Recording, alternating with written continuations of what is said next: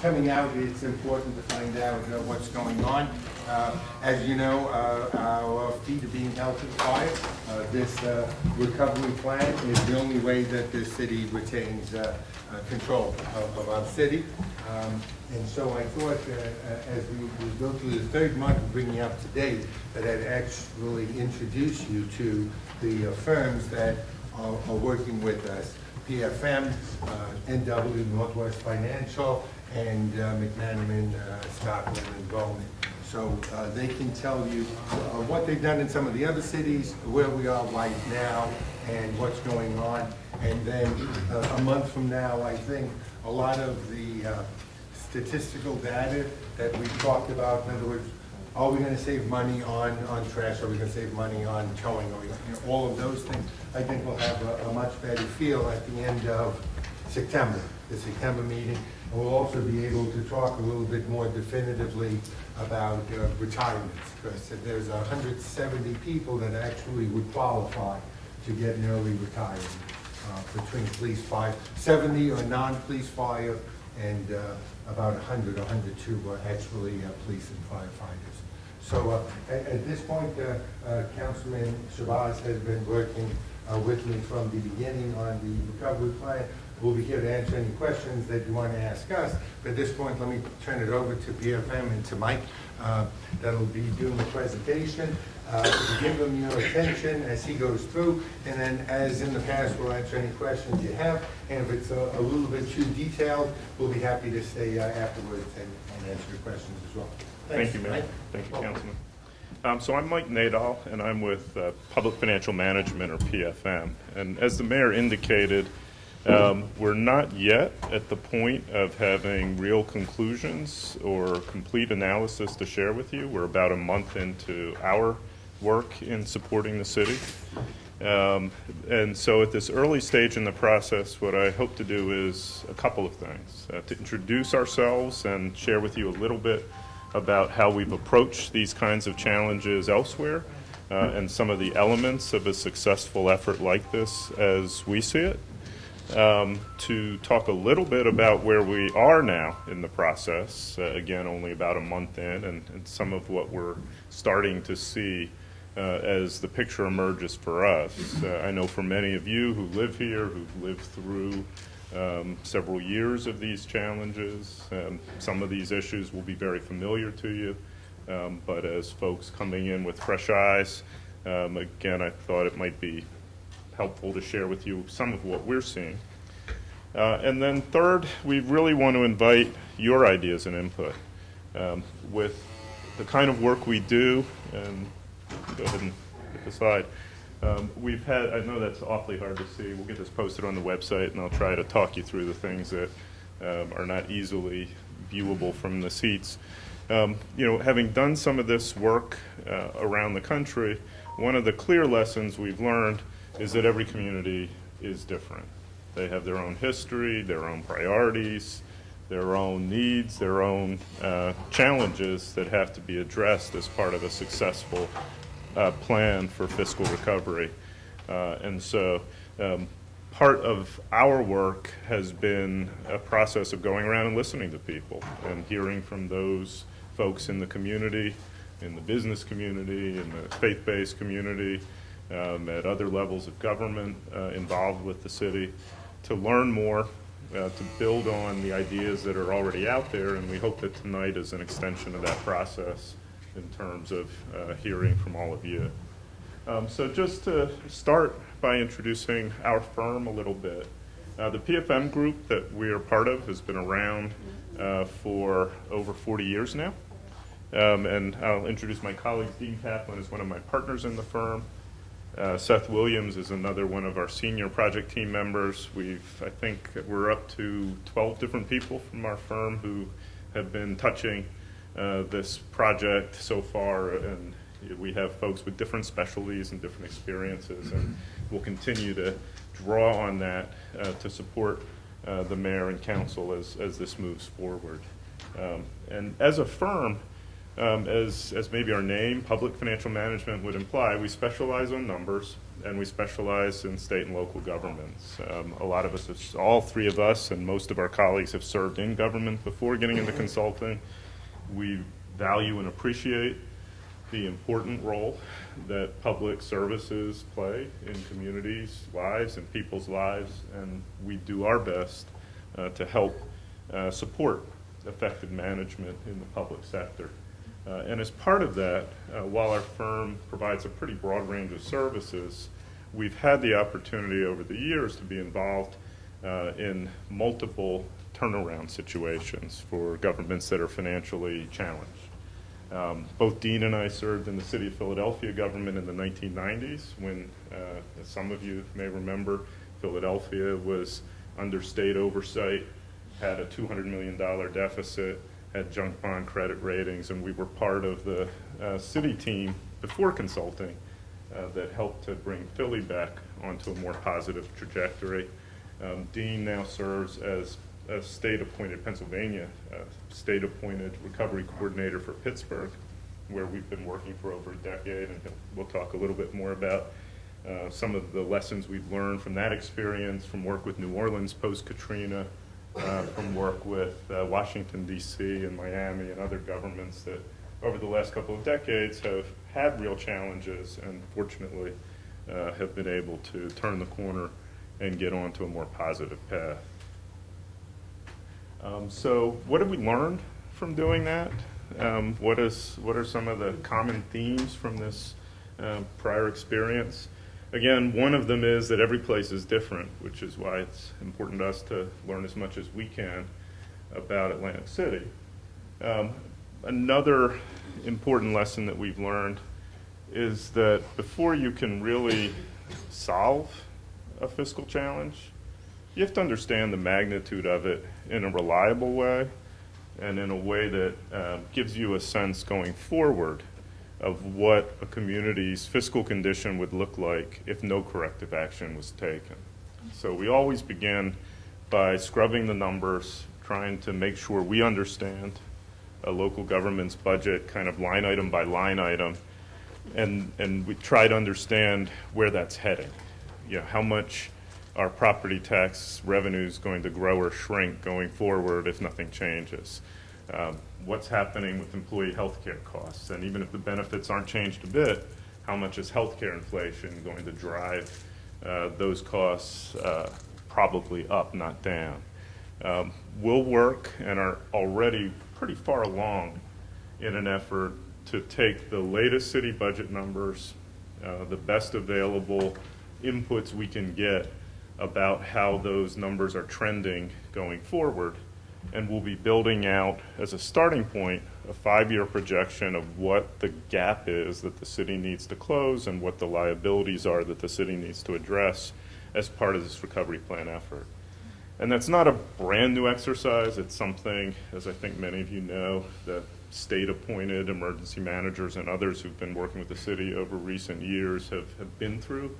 But we're doing it with the latest information so that when the recovery plan that we're charged with supporting is submitted to the state by November, that it will reflect, again, the most current information, the best available numbers, the impacts of those changes that the city has already been making in recent months to try to narrow that gap. And then on to that, we will layer on a set of initiatives to close that gap, a set of the ideas, the planned actions, the changes that will take that gap and bring it back together, not only in the current year, but on a sustainable 5-year basis. It's one thing to find gimmicks and tricks and one-time sources of revenue that can maybe plug a single-year budget, but you can't reach into that same bag of tricks indefinitely. And what we've found is really critical to having a successful fiscal turnaround is to make sustainable changes that bring your recurring revenues in line with your recurring spending so that you're not going through the same kind of frantic exercise in every year. So the second major phase of what we'll do after we're really in parallel to getting that gap fully quantified, is to put all the ideas we can find on the table, quantify them, come up with reliable estimates of what they'll do to change those curves, and then bring them to the city's leadership so that they can work to put together the package of those that best suits the city's priorities and that best reflects what is going to work here in Atlantic City, again, on a sustainable basis. One of the other lessons that I think is important from our work having done this elsewhere is that these plans generally work best when those actions are balanced. It might be nice if you could find one knight on a horse to write a big single check and solve the entire fiscal problem in one fell swoop. We haven't seen that yet in a couple of decades of doing this kind of work. And typically, because a lot of these actions are hard and they're different and they're generally, hopefully we'll find some nice creative ideas, and the city's got some nice creative ideas in the mix. But a lot of the actions that will likely be necessary will be unpleasant. And they haven't happened yet for a reason, because you really, absent the kind of challenge the city faces, wouldn't necessarily want to see them happen. So when that type of picture, well, I can't necessarily speak to what the final outcomes will be here in terms of what we've seen elsewhere. It can mean some changes in services. It can mean a reduction in the city workforce, or changes in employee compensation. It can mean increase. It can mean, as you've already seen several years ago, significant tax increases. It can mean all kinds of things. And getting more taxes, we're gone, and then you've got nothing. And that's exactly the kind of input that we're here today to learn. I'm not citing $15,000 in taxes. So, Give me a break. so I'm not suggesting that those are the answers that will happen as part of our final plan here. What I'm suggesting is that there's unlikely Can we afford to pay you?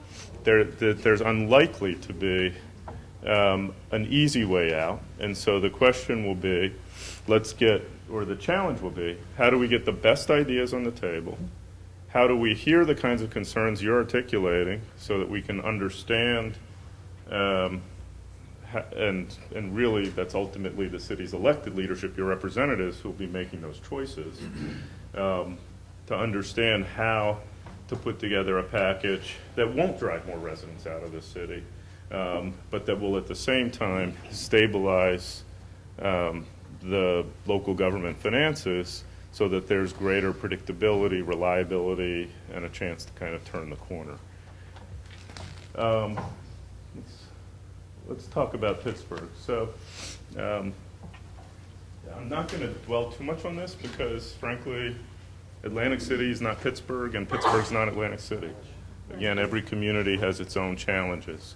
But what Pittsburgh faced when we first started working with them over a decade ago was a transition from a steel-based manufacturing economy to something different, a significant loss in population and jobs as a result of that economic transition. Your transition with what's happened in the gaming industries, frankly, been a little more abrupt and harder to manage because it didn't come on over decades. It came on over a relatively short number of years and has created a real shock to the city's fiscal position and to the job base in the community and the like. But what was somewhat parallel in terms of how those challenges, their own set of challenges, shook Pittsburgh's financial picture, is that they ended up with junk bond credit ratings. They ended up with over 600 city employees being laid off, including 93 of their police officers. They ended up with a significant deficit representing, it was about 10% of their operating budget, all prior to the point where we were asked to come in and help develop a recovery plan.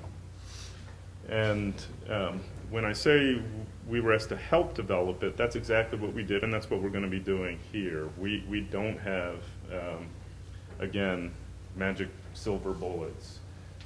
We interviewed scores of people, department heads, civic leaders, community leaders, elected officials, came up with the best set of ideas we could to close their gap, came up with a balanced set of ideas that did involve some sacrifice on the part of city workers, that involved some reductions in services, that involved some increases in fees, that involved some state assistance, that involved kind of a mix of different measures.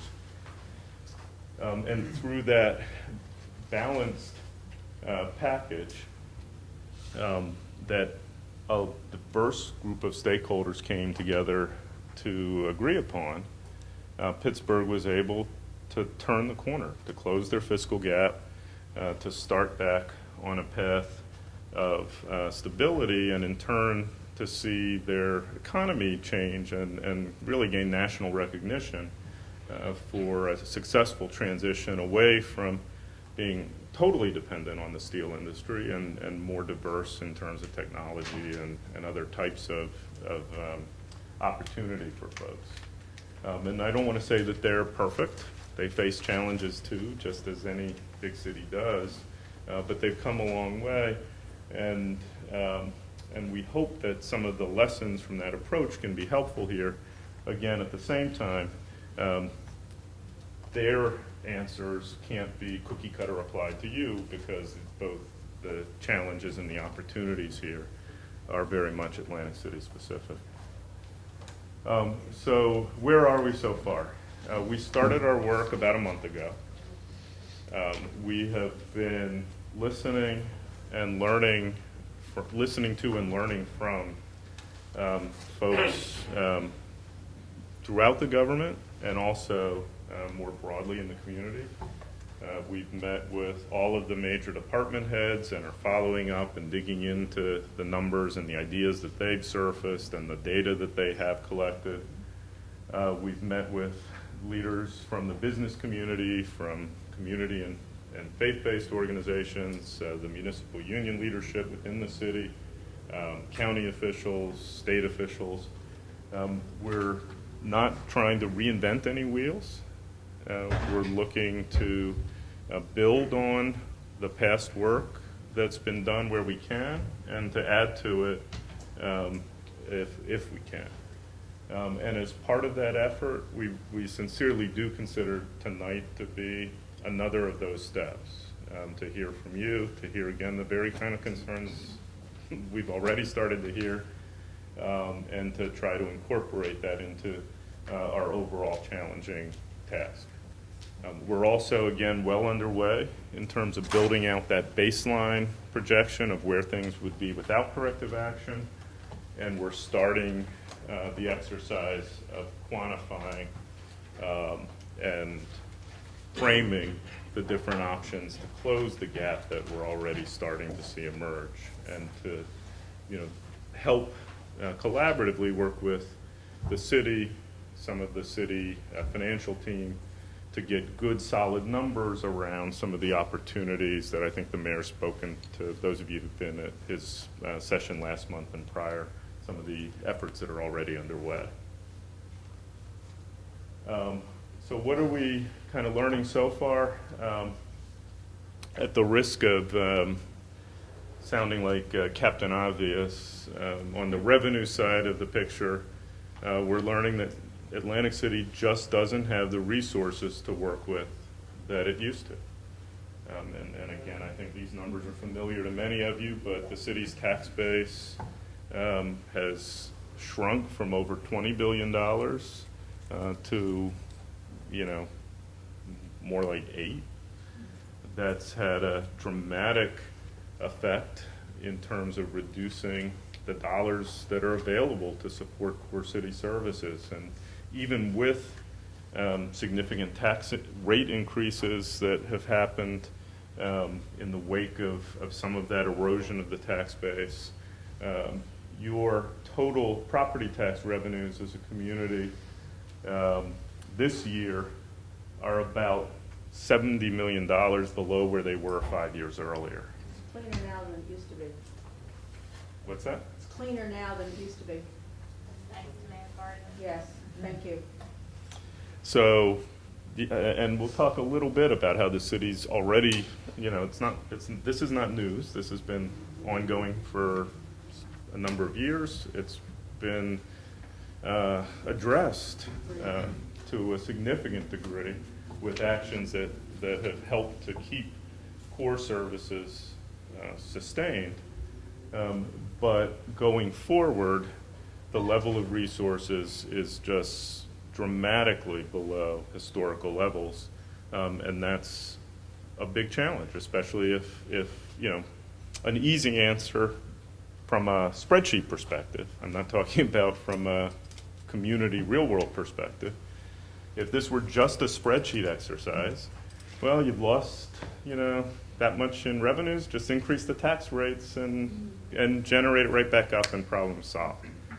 We do understand it's not that simple, that this affects people's To devalue household our expenses, exactly so. It affects the health, the vitality of the city. Another option might be, to just not have a police department. But in practice, of course, you can't do that. You need public safety, you need core services. So the challenge for us, again, is to come up with as many of the creative ideas as we can, and with a realistic look at some of the tougher choices so that you can deal with that significant revenue challenge. Because while we are looking, and the mayor has, I think, articulated some creative ideas for new revenue streams, he's talked about, for example, instituting some new fees and charges for people who may use the beach off-season for recreational use or for certain kinds of concessions. That's great.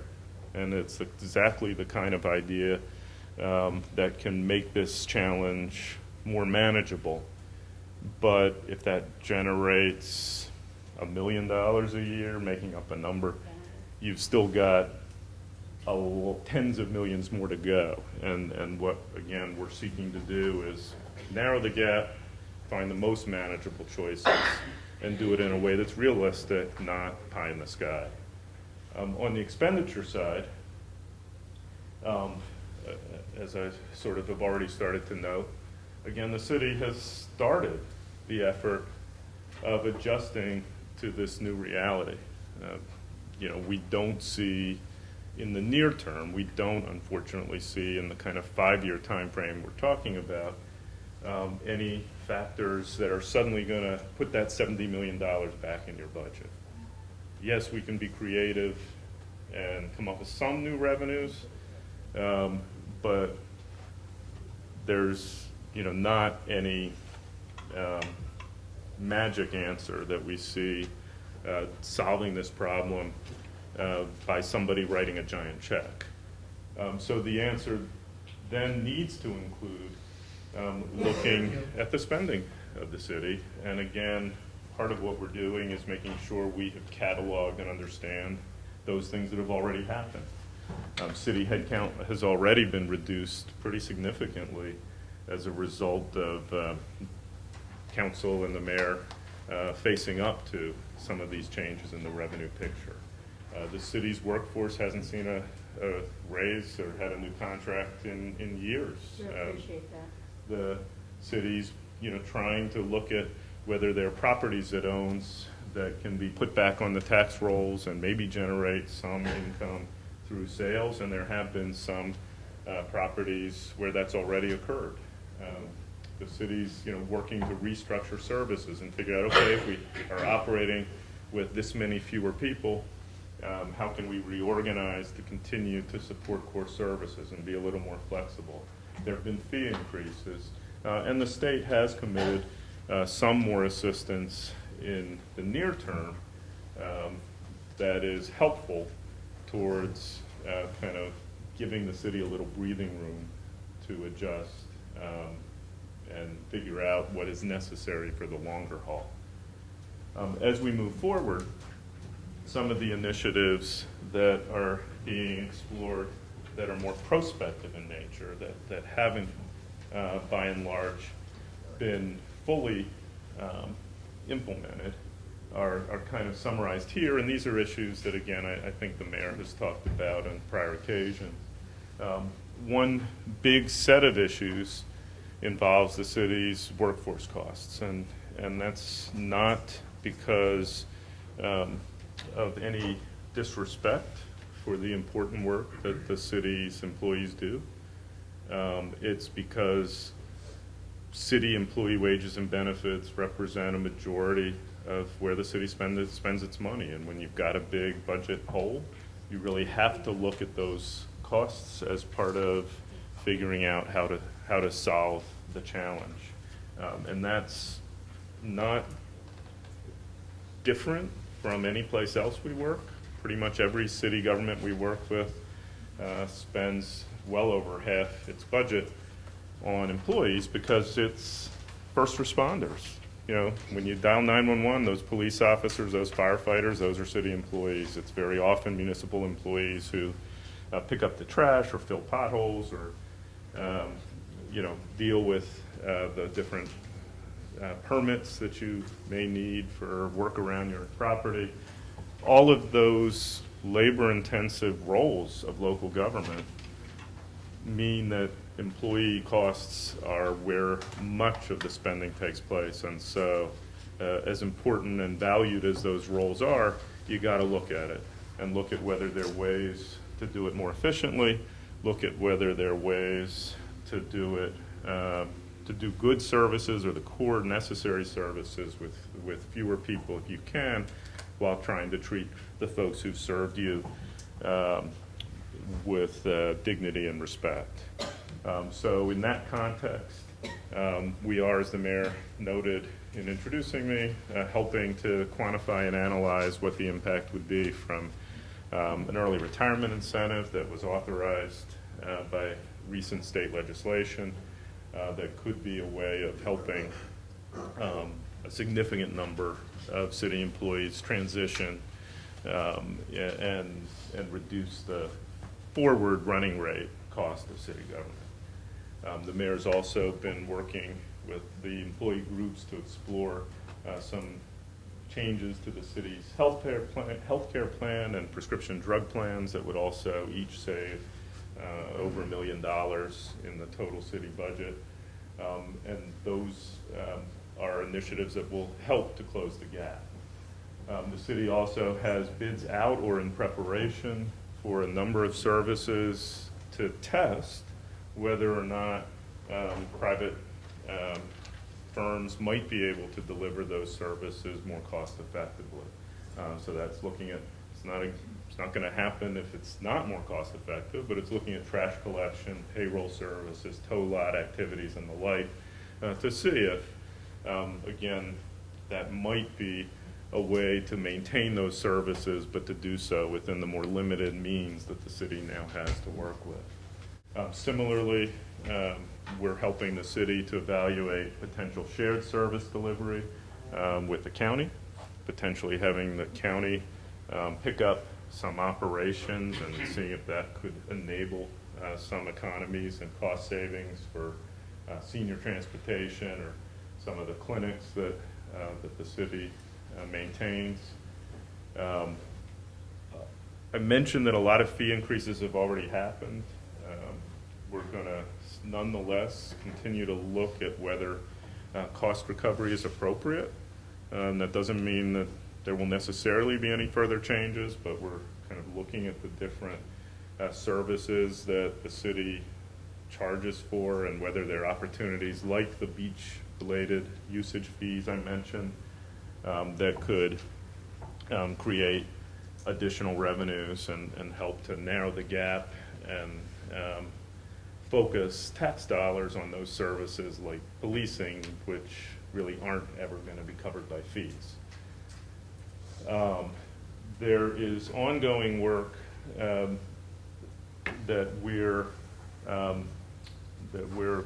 collaborating in support of that two other firms the mayor mentioned are leading on. And that involves looking at all of the city's outstanding bonded debt. So over the years, the city has issued bonds to help pay for capital improvements, facilities, different past liabilities. And the two very active, very experienced New Jersey-based firms, NW Financial and McMenamin, Scotland and Bowman, are working to evaluate whether there are ways to take advantage of the relatively low interest rates in the current market, and to restructure some of those outstanding liabilities, and also to look at some of the other liabilities the city may have as a result of past lawsuits and the like, to see if that can be structured in a way that gives the city a little more of an opportunity to work through its fiscal challenges and in a way that's economically sound. They're also looking at the Municipal Utility Authority to see if there are ways for that asset of the city to return more to the general pot to help support a recovery for the city as a whole.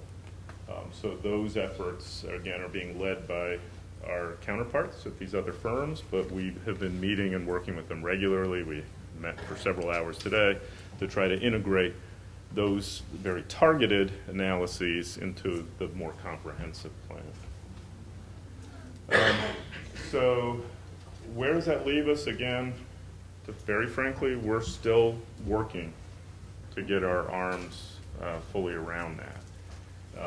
But everything we've seen so far and all of the kind of preliminary analysis we've done to date indicates that, again, no surprise, the challenges here financially are very real, they're very large, and many of them are structural.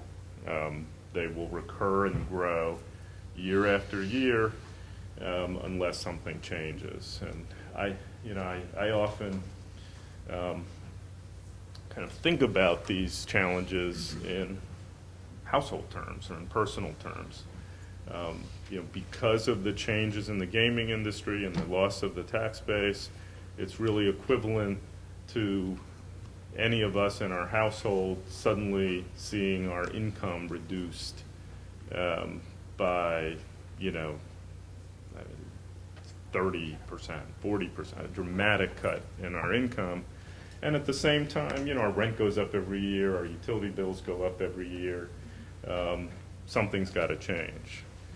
Layered on top of that, because the tax base changes that really created this challenge for Atlantic City were accompanied by tax appeals, there's also a very large debt that needs to be paid off, and the kind of large liabilities. So you really, again, trying to think about it in household terms, got a kind of two-part problem. Your income is no longer what it was, so you've got to rethink your budget, your spending, to get it back in line.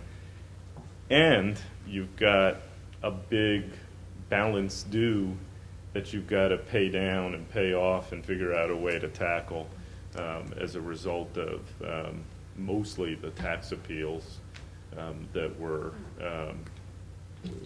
successful in terms of past obligations. So to deal with that, our challenge is to help the city's leadership put together a plan that gets income and weekly, monthly, annual spending back in line, and that finds a way to pay down those longer-term debts and bring the city to a more sustainable and enduring position. So to do that, we don't see it really being 100% solved in a year. Again, I wish it could be. It's going to take some time to tackle these problems. But we really do believe that